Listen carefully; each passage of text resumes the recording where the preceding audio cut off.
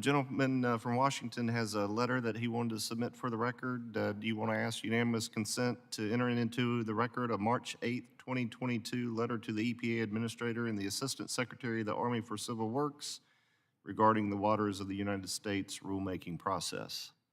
Appreciate that very much, Mr. Rankin. So ordered. Thank you.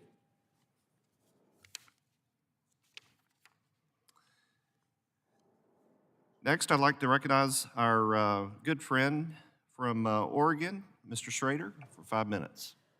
Thank you very much, Madam Chairwoman, Ranking Member, and the rest of the Transportation Infrastructure Committee members for hosting this event.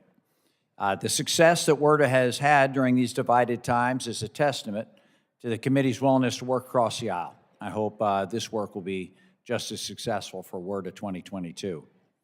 With the passage of the bipartisan infrastructure law, our definition of what constitutes infrastructure has grown. This paradigm shift is most notable in the water project funding we included in the law, which has been allocated for districts across the country. I'm actually very hopeful the committee's work here will build on that success and tackle the many backlog projects that are sadly still unfunded, even with increased investments. With IJA passed and having fully funded the Harbor Maintenance Trust Fund, we should have extraordinary opportunity to meet the needs of all our districts. One such project that crosses these jurisdictional boundaries is the Newport Big Creek Dam Improvement Project. I mentioned this project during WRDA Member Day 2020 and would like to highlight it again as a project that has a real critical impact on my constituents. With an estimated total cost of $80 million, this project is far too large for the small city of Newport, Oregon, to tackle on its own. The goal here is to replace the woefully outdated Big Creek Dam, which holds Newport's municipal water supply. The current dams were originally built in 1958.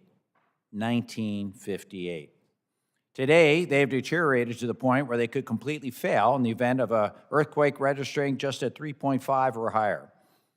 Should these dams fail, the flows would breach Highway 101, the only transportation road on the Oregon coast, and destroy much of downtown Newport without warning.